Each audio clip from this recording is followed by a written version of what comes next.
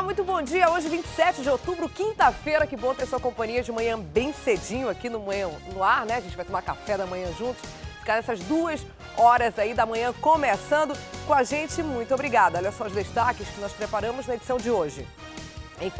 Encontrado o corpo do menino que caiu no bueiro no Monte das Oliveiras no último domingo. O corpo de Gustavo Silva Araújo, de 7 anos, foi encontrado na tarde desta quarta-feira, às margens do Igarapé, Tarumançu, a 7 quilômetros do local onde ele caiu. Um acidente, 5 horas de caos. Caminhão tomba em passagem de nível, atinge ônibus e deixa trânsito em Manaus parado nessa quarta-feira. A cidade parou em vários bairros. Na Avenida Humberto Calderaro Filho, passava apenas um carro por vez. O governador José Mello é absolvido pelo TRE em processo de cassação por abuso de poder político e econômico. No quadro Mais Saúde, a gente mostra que o clima de Manaus é o principal responsável pela incidência de doenças como dengue e malária. O perigo aumenta nos meses de outubro e novembro, justamente período de transição entre as estações de seca e a estação chuvosa. O Manhã no Ar traz ainda os números do Peladão. O campeonato mal começou e já tem aí clube quebrando recordes. Antes mesmo da 5ª rodada do campeonato, já teve goleada de 25-0 no feminino. Tudo isso e muito mais a partir de agora. Manhã no Ar, seu dia começa aqui.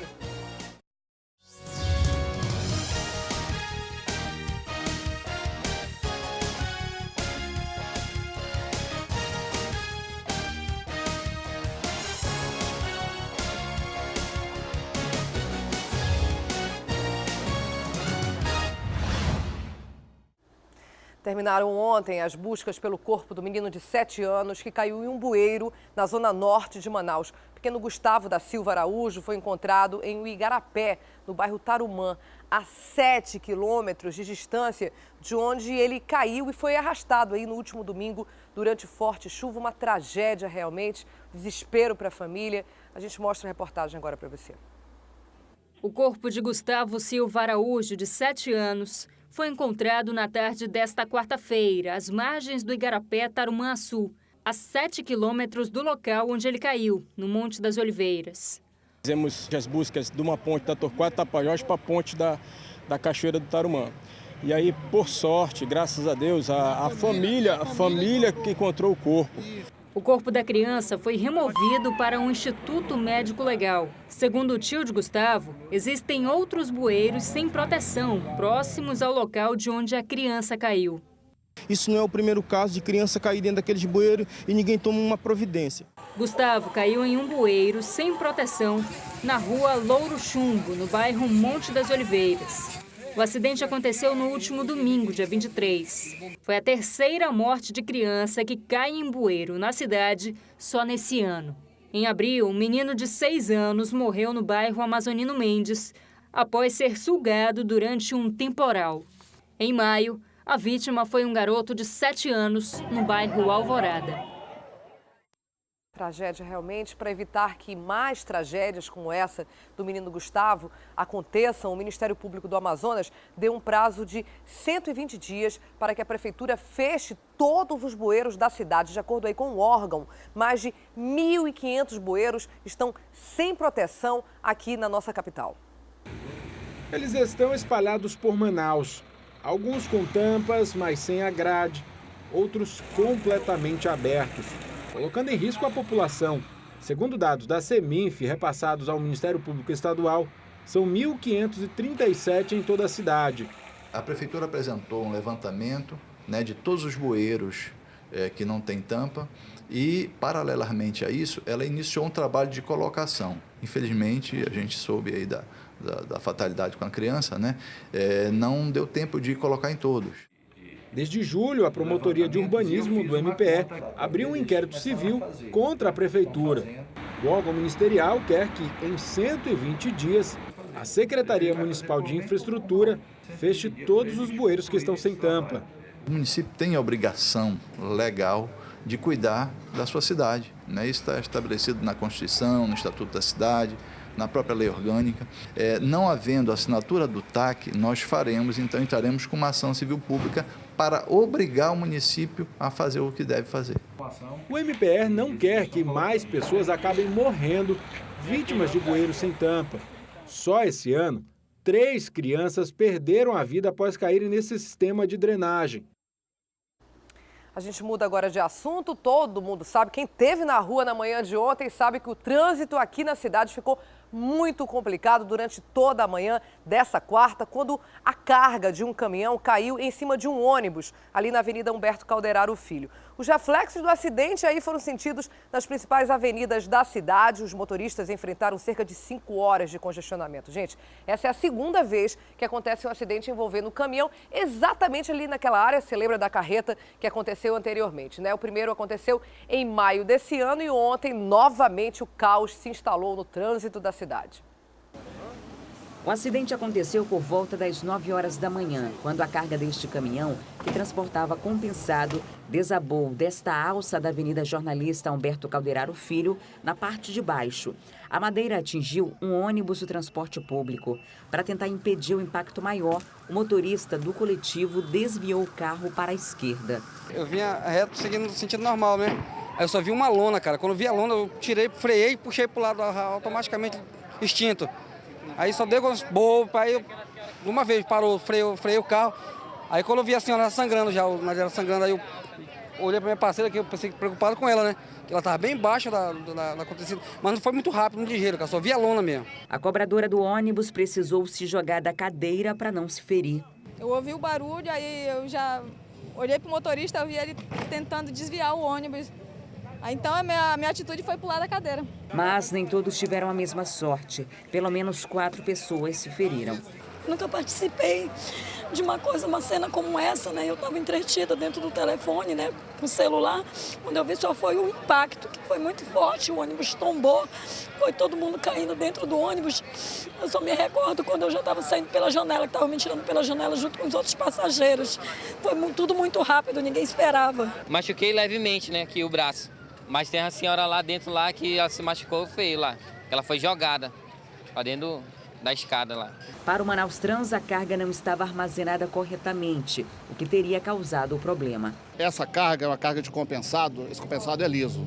Ela estava mal amarrada e quando o motorista deve ter feito a curva, ela correu e infelizmente aconteceu o acidente. Graças a Deus não houve nenhuma vítima fatal. Dona Arlete é moradora da área e acredita que as condições da via facilitaram o acidente. Quando nós passamos daqui, o nosso carro todo é arranhado por baixo. Porque isso aqui, você com 2 pessoas já arranha. Olha só, são 12, 15 centímetros de altura. Então é difícil, isso é um perigo. A gente já comunicou aos órgãos competentes, mas ninguém resolve nada. As avenidas adjacentes ficaram completamente engarrafadas por cerca de 5 horas. A cidade parou em vários bairros. Na Avenida Humberto Calderaro Filho passava apenas um carro por vez. Agentes do Manaus Trans auxiliaram os percursos e desviaram o trânsito enquanto a via ficou interditada.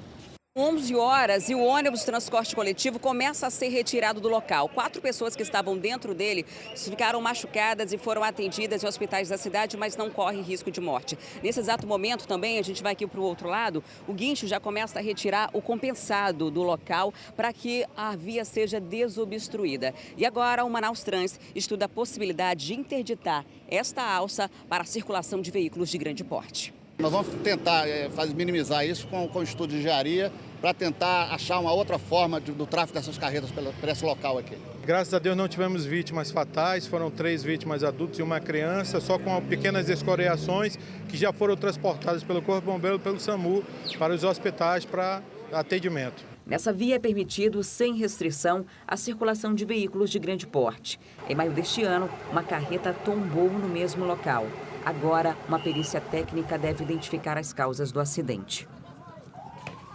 De acordo com a Secretaria Estadual de Saúde, Jucicleide de Souza Santos, de 64 anos, e Júlio Ferreira Barros Neto, de 22, foram encaminhados ao pronto-socorro 28 de agosto e o quadro deles é estável. Uma menina de 2 anos está em observação no Hospital Joãozinho. Agora, gente, muita sorte, tanto no primeiro acidente quanto nesse, né? Uma carreta virou em maio, agora toda essa carga virou sobre os carros e, graças a Deus, ninguém saiu gravemente ferido ou mesmo vítimas fatais. Muita sorte ali, é uma área de grande circulação, Tanto o acidente quanto esse segundo aconteceram no horário de pico, que tem muito carro circulando. Graças a Deus, nada mais grave aconteceu. Isso pode ser aí um sinal para as autoridades, de fato, tomarem uma providência, fazerem um estudo para saber por que aquela curva ali é tão perigosa. A moradora, inclusive, já alertou ali daquelas depreciações que tem no asfalto e podem sim interferir nesse tipo de acidente com carga pesada. É preciso fazer um estudo sério antes que algo mais grave aconteça. Além desse acidente que a gente viu agora há pouco, outras 2 colisões graves causaram aí transtornos aos motoristas manauaras. Na Zona Leste, um motociclista morreu depois de se envolver em um acidente com um ônibus e um caminhão. Na Avenida Torquato Tapajós, Zona Norte, uma batida entre caminhões deixou o motorista preso nas ferragens. Vamos ver. Na Alameda Cosme Ferreira, na Zona Leste, pouco antes das 8 da manhã, um acidente envolvendo uma moto, um ônibus e uma carreta causou a morte de um homem de 41 anos, identificado como Carlos José Eurico de Araújo. Segundo testemunhas, o coletivo tinha parado para pegar passageiros e o condutor da moto vinha em alta velocidade. O motociclista tentou desviar do ônibus, mas foi atingido pela carreta. Nós estávamos aqui na parada, o ônibus parou. Aí, quando ele parou, ele estava atrás do ônibus. Quando ele saiu, a carreta ia passando. Aí pegou ele. Carlos José não conseguiu resistir ao impacto e morreu na hora. A Polícia Militar e o Manaus Trans estiveram no local para desviar o trânsito. Já na barreira da M010, a colisão foi entre 2 caminhões. O acidente aconteceu por volta das 10h30 da manhã. De acordo com a Polícia Militar, um dos veículos estava parado no posto de policiamento quando o caminhão amarelo atingiu a traseira e o arrastou por mais de 50 metros. A cabine ficou destruída e o motorista acabou preso no painel. O Corpo de Bombeiros precisou usar um afastador para fazer o resgate de Josemir Bezerra, de 30 anos. Ele foi retirado pela equipe do SAMU com ferimentos no abdômen e na cabeça e foi encaminhado para o Hospital João Lúcio. A Secretaria de Saúde informou que Josemir Bezerra teve escoriações leves, foi atendido e logo em seguida liberado, ainda bem, porque a gente viu ali que foi um acidente bastante grave, né? A polícia investiga a morte de um PM aposentado e de um investigador da Polícia Civil que foram mortos ontem em Iranduba, circunstâncias bem estranhas. Eles teriam entrado em confronto com traficantes colombianos e acabaram morrendo no tiroteio. Vamos acompanhar a reportagem da Thea Morel. Os corpos foram encontrados na comunidade do Caldeirão, a 40 minutos de barco do município de Iranduba. 2 embarcações também estavam no local. Nesta canoa com rabeta foram encontrados cerca de 100 pacotes de entorpecentes. Este outro barco pertencia a uma das vítimas, o sargento aposentado da Polícia Militar, Rubenício da Silva Alexandre. O outro era o investigador da Polícia Civil, Genilson Carlos Duarte Mota. Por volta das 10h40 da noite, recebi a informação do comandante da Polícia Militar que havia recebido uma informação de que 2 pessoas haviam sido mortas em um possível confronto com traficantes. Mas também não podemos confirmar porque não foram encontradas essas pessoas, elas continuam desaparecidas, mas o entorpecente foi trazido aqui para a delegacia e encaminhado para o Instituto de Criminalística em Manaus. A polícia preferiu não divulgar os detalhes sobre a suposta troca de tiros entre os policiais e os donos da droga. De acordo com a polícia, só existe uma testemunha do crime, Raimundo Nonato de Souza. Ele foi levado para Manaus e está sob os cuidados da Delegacia de Repressão ao Crime Organizado. A polícia também não divulgou o que ele falou em depoimento. Junto às embarcações, também só foi encontrada uma arma, a metralhadora que pertence ao investigador, e 2 carteiras que seriam os supostos documentos dos traficantes colombianos que podem ter sido os responsáveis pelas mortes. O caso ficou sob a responsabilidade da Delegacia de Iranduba, mas várias equipes foram deslocadas de Manaus para ajudar na apuração. Continuamos com notícias do interior. A Secretaria Municipal de Educação do município de Manacapuru pegou aí de surpresa professores e pais de alunos da zona rural com a notícia de que o calendário escolar desse ano será reduzido justamente nessa reta final aí dos estudos. O motivo, gente, dá para acreditar? Corte de gastos. Vamos saber mais detalhes na reportagem do Erison Araújo e da Rossi Soares. Nossa equipe viajou até as comunidades do Canabuoca e Vila do Jacaré, no Rio Solimões, onde mais de 900 alunos serão prejudicados com a redução das aulas. Lá os alunos eles terão todos os prejuízos, né? Uma que eles já começaram atrasados em vista da zona urbana, né? A zona rural ela já começou atrasada, que a zona urbana ela começou em março, enquanto a zona rural nós começamos em abril. As aulas que, segundo o calendário escolar, deveriam ir até 26 de dezembro, serão encerradas no dia 11 de novembro. Para que nós possamos entender o prejuízo que os alunos terão, nós fizemos aqui uma continha. Dos 200 dias do calendário escolar, os alunos ficarão sem estudar 40 dias. E isso equivale a 20% do total. E esse número compromete quase todo o quarto bimestre. Que a gente não aceita, porque a zona rural ela não tem que ser excluída, né? Ela tem que ser tratada perante a lei igual, direitos iguais para a zona urbana e zona rural, né? E que nós somos iguais perante a lei. O filho da pescadora, Irlane Rodrigues, teve problemas de saúde e ficou sem poder estudar no terceiro bimestre. Ela teme que, com a redução, o filho não consiga recuperar as aulas perdidas. E ele vai ficar sem nota. Meu filho vai se repetir o ano por causa que as aulas vão parar dia 11. É justo uma criança, né, perder o ano letivo. A pequena Jaiane, que estuda nessa escola na comunidade do Canaboca, deixou claro sua opinião. O que eu acho é que é muito ruim acontecer isso, porque eu sou aluna do quarto ano e acho muito ruim isso acontecer. Dona Brígida, que por 26 anos foi professora na Escola Municipal Lili Vasconcelos, da Vila do Jacaré, disse que nunca presenciou situação parecida. É uma situação não muito favorável, porque a gente trabalhava nos períodos certinho, né? Só quando era o período de parar mesmo, e agora...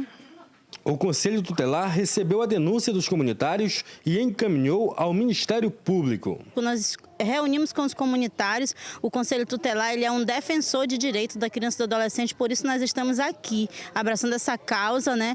E para fazer com que essas crianças elas tenham o mesmo direito à educação que todas as crianças têm direito. De acordo com o secretário municipal de Educação, a redução foi necessária por conta do corte nos recursos da educação. Todos os municípios do Amazonas não é diferente dos outros estados. Estão sofrendo queda brusca nos repasses do Fundeb. Essa queda brusca para Manacapuru são de 6 milhões. Isso afetando totalmente a quase que 2 folhas de pagamento dos funcionarismo público da educação. Então, para garantir também o direito de trabalho trabalhista dos profissionais da educação, nós resolvemos fazer esse encurtamento, em particular para a zona rural. O Ministério Público apura o caso. O Ministério Público vai apurar, vai oficiar a Secretaria Municipal de Educação de Manacapuru para saber o que está acontecendo, por que está havendo essa antecipação de aula. O Ministério Público vai verificar o prejuízo disso, dessa medida administrativa da Prefeitura, e vai tomar todas as medidas judiciais cabíveis ao caso. Absurdo, né? O conteúdo, isso aí não conta, né? Olha, se na manhã de ontem o trânsito ficou complicado por causa dos acidentes em 3 zonas da capital, como você já viu, à tarde ficou ainda complicada em algumas zonas por causa de uma manifestação. Foi pacífica e de estudantes da rede pública de ensino, mas não deixou de causar grandes reflexos no trânsito. Eles se reuniram em frente à sede do Sinetran, na Constantino Neri, pedindo melhores condições no transporte coletivo e no passe livre, claro, acaba tumultuando ali a rotina de quem passa por aquela área. Vamos ver. A manifestação é para andar de ônibus sem pagar, no trajeto entre a casa e a escola. Eu pago, não deveria, transporte público não é mercadoria.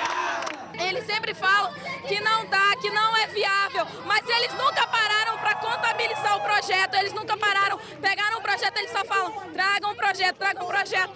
Eles é que tem que trazer o projeto para a população. Eles usam a desculpa de que não dá, mas eles nunca tentaram viabilizar o projeto de verdade. Eles se reuniram em frente ao Sinetran, que nessa quarta-feira fechou as portas mais cedo. Os estudantes também cobram melhores condições do transporte coletivo. Sala de aula, por conta de não ter uns 50 ou até mesmo às vezes os R$3. Nós queremos também um transporte coletivo de fato de qualidade, porque se sabe que os estudantes saem das escolas e andam em verdadeiras latas de sardinhas, um por cima do outro. Railan disse que já chegou a perder a aula por não ter dinheiro para a passagem de ônibus. É muito difícil falar isso, mas já chegou a faltar sim. A manifestação terminou quando os estudantes invadiram o Terminal 1 sem pagar passagem. Confusão, hein, gente? Olha, e atenção, essa dica é para você que costuma aí não ter tanto cuidado assim com a carteira de identidade, acaba perdendo, rasurando, né? Essa identificação que é tão importante aí para todo cidadão. A partir de dezembro, a Secretaria de Segurança Pública vai cobrar um valor, é simbólico, mas vai cobrar um valor para a emissão da segunda via do documento. Sobre esse assunto, eu falo agora com o Márcio Azevedo, não é isso, Márcio? Bom dia. Qual o valor que será cobrado, hein? Eu sei, mas eu quero que você diga aí para todo mundo. E por que a Secretaria optou por essa cobrança, Márcio? Oi, Dani, bom dia para você, bom dia para todos. Olha, é simbólico e em relação a outros estados é até um preço, vamos dizer assim, camarada. Serão R$10 o valor cobrado a partir de dezembro, mas para você ter uma ideia, Rondônia cobra R$80 pela segunda via. E tem uma explicação muito lógica, porque o papel moeda, quem paga a emissão e toda a parte de confecção, mão de obra das pessoas, é o Estado, ele que custeia. E aí, para você ter uma ideia, Dani, todo mês, segundo a Secretaria de Segurança Pública, chegam a ser emitidas, em média, 10.800 identidades de segunda via. Por mês são emitidas aproximadamente 25 mil identidades. Para você ter uma ideia, 10 mil dessas, aí, quase 11 mil, são segunda via. E aí o Estado é que arca com esse prejuízo. Então, a ideia agora é pegar esses R$10 e reverter ele no Fundo de Segurança Pública para tentar minimizar um pouco aí esse gasto que é feito. Para você ter uma ideia, a Secretaria enviou um dado para a gente que até assusta, mas tem pessoas que chegam até a 30ª via, Dani. As pessoas não tomam muito cuidado, não, com o seu documento de identidade, até porque, hoje em dia, a carteira de habilitação, por exemplo, serve como também um documento de identidade. E esse documento, ele é pago e não é barato. Então, para você ter uma ideia, não tem muita gente que sai tirando segunda via de habilitação. Quando perde, procura encontrar, dá um jeito, porque paga. Já a identidade não. A Secretaria informa que são mais de 4 mil identidades que foram encontradas e entregues nos PACs e na Secretaria e nas delegacias que se encontram no Instituto de Identificação. São identidades de pessoas que perderam, foram furtadas, roubadas. E aí esses documentos estão de posse da polícia, porém elas nunca vão atrás desse documento e acabam emitindo uma nova via, porque é muito fácil. A pessoa só precisa se dirigir em um dos PACs ou nas delegacias espalhadas pela cidade, que existe um guichezinho para fazer a retirada da identidade, e após 20 dias, sem pagar nada, tem esse documento novamente. Porém, como a gente vem alertando, né, a partir de dezembro, você já vai ter que desembolsar R$10 para emitir. A Secretaria acha que isso vai fazer com que as pessoas tenham um pouquinho mais de cuidado ou mesmo percam um tempinho aí procurando ou indo atrás do seu documento, caso tenha sido roubado ou furtado em alguma ação criminosa na cidade, para tentar diminuir essa quantidade de emissão. 10.800 segundas vias por mês é muita coisa, Dani, é muita coisa. Então as pessoas têm que tomar cuidado e para agora vai doer um pouquinho mais no bolso. Vamos ver, né, se vai diminuir esse índice. Pelo menos é um estímulo, né? Lembrando aí que existe um custo para o governo e que ele vai, de certa maneira, ser repassado também para as pessoas. Tem muita gente que vai para balneário, né? Acaba molhando também essa identificação, deixa em casa de qualquer jeito, acaba perdendo em festas, às vezes coloca no bolso também. É um outro maneira de perder muito comum. Agora, Márcio, também existe um problema muito grande de gente que vai lá, tem todo o trabalho de pedir uma segunda, uma terceira, uma 10ª via, e depois fica meses sem apanhar, né? Eles reclamam muito também dessa quantidade de documentos que acaba sendo emitida, essa quantidade grande, e depois é abandonada lá e as pessoas ficam sem identificação, o que é algo grave, todo mundo tem que ter ali a carteira de identidade. Obrigada, Márcio, daqui a pouco eu volto com você então. E o destaque do Jornal A Crítica de hoje é máquina pública a serviço da campanha. Arthur Neto faz visita técnica em obras públicas e divulga aí imagens nas redes sociais. É a manchete do Jornal A Crítica de hoje. Você pode conferir essa e outras reportagens completas no seu celular ou tablet, sendo rápido e prático, viu, gente? Só baixar gratuitamente o aplicativo A Crítica Digital, cadastrando-se, ganha aí um mês de assinatura digital do Jornal A Crítica. O aplicativo está disponível para sistemas Android e iOS. Também A Crítica Digital, conteúdo grátis aí nas suas mãos. A segunda ação que pedia a cassação do governador José Mello no TRE do Amazonas foi julgada improcedente pelo Pleno do Tribunal. No julgamento que aconteceu nessa quarta-feira, por 4-3, o governador e o vice, Henrique Oliveira, foram absolvidos pelo crime de abuso do poder econômico e político. A sessão durou cerca de 1h30. O presidente do TRE, desembargador Iedo Simões, que no mês passado pediu vista, nesta quarta-feira, desempatou a votação. É julgado improcedente a demanda. Para a defesa, os magistrados admitiram que não existem provas suficientes para condenar o governador e o vice. Eu fico feliz com o resultado, que acho correto, apesar do placar apertado. Mas há mais do que isso. Me parece que o tribunal deu um recado claro que não vai confundir celeridade processual com pressa. Então, acho que o tribunal se valeu bem do tempo que usou para julgar o feito e a conclusão foi correta. Os advogados da coligação Renovação e Experiência de Braga adiantaram que vão recorrer assim que a decisão for publicada. Tenho fé que na fase recursal, os fatos aqui que foram definidos, já foram definidos que houve desvio de dinheiro, foi definido que houve compra de voto, mas o tribunal entendeu que porque o dinheiro que foi desviado para comprar voto não foi muito, isso não autorizaria a cassação. Repito, entendo que o TSE entenderá diferente e vamos discutir isso agora em fase recursal. O processo começou no dia 28 de junho deste ano e teve de imediato 4 votos a favor da cassação de Mello, entre eles o do juiz Henrique Veiga. No dia 2 de agosto, ele mudou o voto e se juntou a Abraham Peixoto. No dia 24, Felipe Turi também optou pela improcedência do pedido e empatou a votação, deixando a decisão final para o presidente do TRE, Iedo Simões. A Câmara Federal aprovou nessa semana a proposta de emenda constitucional que limita gastos federais pelos próximos 20 anos. É a PEC 241, você tem acompanhado, a gente tem falado também aqui no Manhã no Ar sobre esse assunto. Aprovado no segundo turno, o projeto gerou aí polêmica, principalmente porque atinge setores sociais bem importantes como saúde e educação e tem potencial para afetar também regra do reajuste do salário mínimo atualmente reajustado em cima da inflação, que permite aí um ganho um pouco maior do que essa nova proposta. O principal projeto, né, do atual governo, essa reforma, quer equilibrar as contas públicas e, segundo eles, abrir precedentes para outras reformas, como o da Previdência Social e também a reforma trabalhista. Para esclarecer os principais pontos dessa PEC 241, que tanto se fala, né? A gente convidou aqui para o Manhã no Ar o economista Marcos Evangelista. Bom dia. Obrigada, Marcos, por ter voltado aqui no Manhã no Ar. A gente já estava com saudade de você. É sempre um prazer estar aqui com vocês. Então, são 3 anos seguidos com contas do governo no vermelho, né? Era preciso realmente, Marcos, tomar uma atitude tão, digamos, drástica como essa? Com toda certeza. Olha, esse é um assunto que está gerando realmente, como você falou, muita polêmica, mas nós precisamos, para a gente entrar na PEC, a gente precisa ver a conjuntura do Brasil.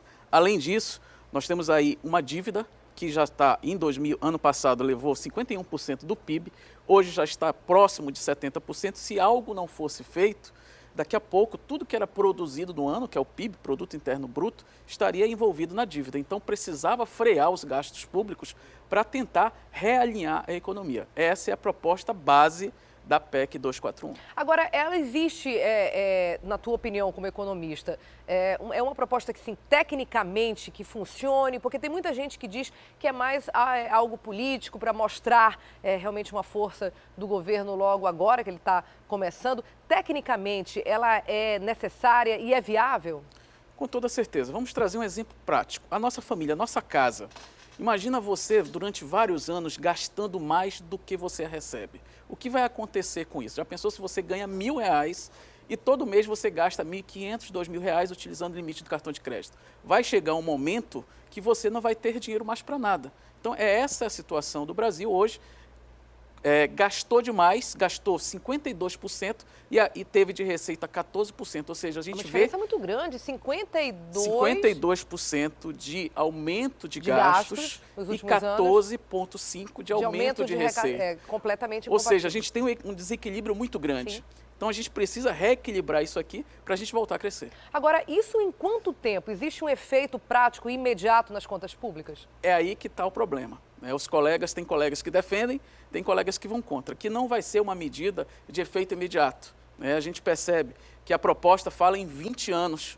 Isso aí tem realmente gerado muita preocupação com possibilidade de você ajustar isso daqui a 10 anos. É um prazo muito longo. Se as coisas derem certo, ótimo. Mas se não derem certo, nós estamos falando de uma PEC. É uma proposta de emenda na Constituição. É uma mudança na Constituição. Então, ou seja, se algo der errado, é difícil você reajustar. É uma coisa que vai ser mais complicada do que fosse uma lei complementar. Então, isso aí tem gerado muita divergência entre nós economistas. Agora, por que optaram pela PEC e não pela lei complementar? Para dar mais força à decisão, é isso? Exatamente, é para dar mais força, para quê? Forçar o governo, realmente, todos os órgãos envolvidos na União, cumprir realmente o que está proposto dentro da PEC 241. Dentro ainda dessa lógica aí de ser tempo demais, né, 20 anos e tudo, os críticos, sobretudo aqueles da área de educação, muita gente da saúde também, mas a gente tem visto manifestações públicas mais voltadas à área de educação país afora, dizem exatamente isso, quer dizer, como é que você pode projetar 2 décadas para frente, congelando, digamos, esses gastos, as pessoas continuam nascendo, né, o país continua crescendo em números de população e de problemas também. Como é que você pode congelar e ver que a economia, por exemplo, não vai se restabelecer num prazo menor? Qual é, na tua opinião, como economista, o impacto real que tem em saúde e educação? Veja bem, o que acontece? Hoje nós temos alguns bilhões que são investidos tanto na saúde quanto na educação. O problema é que será se realmente esses recursos estão sendo bem alocados? Né? Esses desvios, essas corrupções que a gente vê, está levando dinheiro disso. Então eu acredito que, independente da PEC, se o governo criar medidas de fiscalizar a aplicação desses recursos, os recursos hoje disponibilizados vão ser mais do que suficientes. Mesmo porque educação e saúde não vão ser congelados agora em 2017. Ah, não? Vão ser a partir de quando? Esses 2 itens, eles vão ter ainda um incremento de investimentos em 2017, vai ter incremento, né? Tanto a educação quanto a saúde, e depois vai ter esse congelamento. Vai entrar, se eu não me engano, 15% e 12% respectivamente. Então, nós vamos ter um incremento de investimento e depois vem essa meta de congelamento. E depois disso, nós vamos ter uma alteração de acordo com a inflação. O que acontece? As pessoas estão batendo muito em cima disso aí. No momento que há um investimento e há uma correta aplicabilidade, a tendência é que futuramente o Brasil reorganizando, gerando emprego, gerando renda para a população, o povo procure cada vez mais, por exemplo, o SUS. Porque você vai estar empregado, você vai estar ganhando um bom salário e a tendência é você ter um plano de saúde. Isso aí tem sido batido bastante. E lógico, enquanto isso não acontece, o governo, a União, tem o dever previsto na Constituição de oferecer serviço público de qualidade. Porém, se você for olhar de hoje para trás, nós não temos qualidade no serviço público. E a tendência, caso não seja freado esses gastos públicos, é que o pior que nós temos hoje piore ainda mais. Então, essa tratativa visa o quê? Realmente estabelecer um teto, mas, porém, melhorar a qualidade do serviço público. Ou seja, pelo que você está dizendo, a PEC sozinha, claro, ela não vai adiantar nada. Tem que vir associada a uma série de outras medidas que impeçam a corrupção e que obriguem o gestor a aplicar melhor o recurso que ficou, é isso? Exatamente isso. Agora, então, não daria para fazer isso sem a PEC? Quer dizer, não é uma mudança de postura do governo em relação a fiscalizar gastos, a fiscalizar os seus gestores? Quer dizer, precisa realmente ter uma lei ali de cima que imponha isso, que obrigue isso? Veja bem, brasileiro você sabe como é que é, né? Ele vai sempre levando de um jeitinho. Então, precisava vir alguma coisa realmente forte, impactante, como foi a criação da PEC, já passou por 2 votações, nós percebemos aí uma ampla vantagem na votação, precisava realmente de algo forte para tentar realmente frear os gastos públicos. Acredito eu que se realmente acontecerem as coisas do jeito que está sendo prevista, todos nós sairemos ganhando, tanto o país quanto a sociedade. Agora, a gente está vivendo também pelo governo Temer, né, o novo, como é que chama aqui, ó? Plano Nacional de Educação, o PNE, né? Sim. A gente também já tem debatido Exatamente. muito e tudo. Como se obriga a tomar uma série de medidas para elevar o nível da educação do país, se ao mesmo tempo os gastos serão elevados agora, como você falou, em 2017, mas depois congelados? Essa conta fecha? Fecha. Depende muito da ótica que você analisar a coisa. Por exemplo, se você tiver um investimento X e esse investimento a cada ano for corrigido, a tendência é que, lógico, se faltar algum investimento, isso que a gente precisa deixar bem claro, a PEC ela está congelando o teto dos gastos primários da União. Não estamos falando em gastos nem do Estado, nem do município, né? Então, vai ficar livre a União fornecer recursos para o Estado e aos municípios. Então, acredito que, provavelmente, a médio prazo, essa conta vai fechar perfeitamente. Está falando muito de saúde e educação, um pouco do salário mínimo, mas há um impacto também no salário mínimo. Qual é? Exatamente. Né? Antes da PEC, o salário mínimo era corrigido por duas variáveis, uma do PIB, outra da inflação.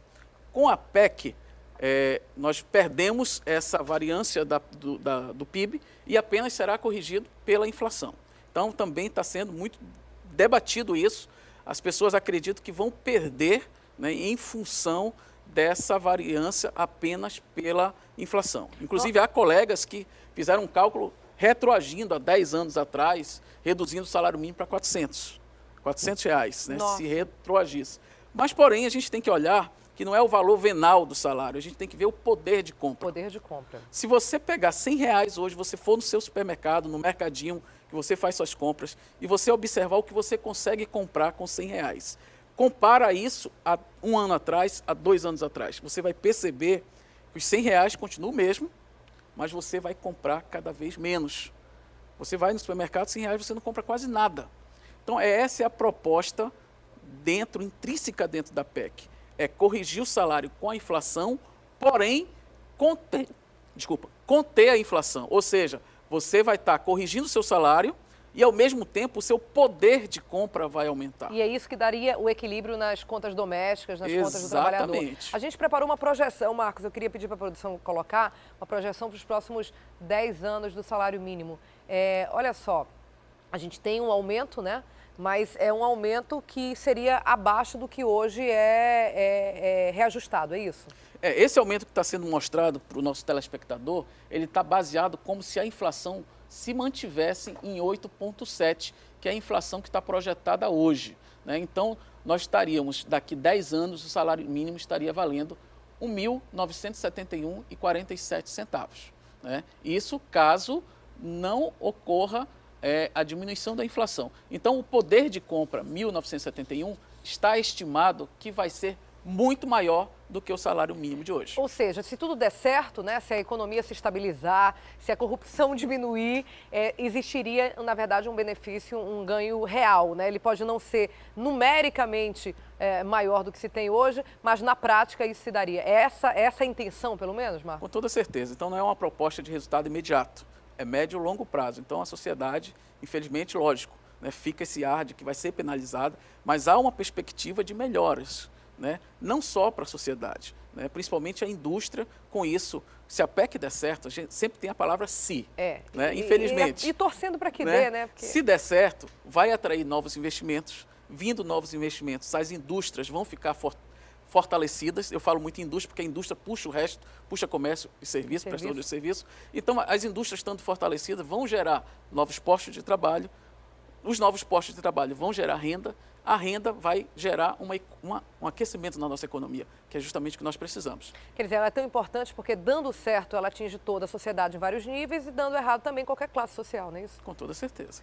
Marcos, muito obrigada por essas informações. A gente sempre traz aqui para o nosso telespectador especialistas como você que possa destrinchar, né? Que a gente possa ali detalhar assuntos que às vezes a gente ouve falar tanto, PEC 241, mas na prática o que isso vai atingir a minha vida? Tenho certeza que depois dessa entrevista a gente fica com menos dúvidas. Muito obrigada. Muito obrigado Marcos pelo Evangelista, convite. Economista. Até a próxima, Marcos. Até a próxima. Olha só, a gente vai fazer agora um pequeno intervalo, são 6h40. Daqui a pouquinho a gente volta com informações do trânsito e do tempo do RC Cop e também no nosso quadro sobre saúde. A gente vai falar de que maneira, nesse período aí, setembro, outubro, novembro, aumentam os casos de dengue e malária na nossa região. A gente vai explicar por quê e principalmente o que fazer para se prevenir. 6h41, a gente volta em instantes.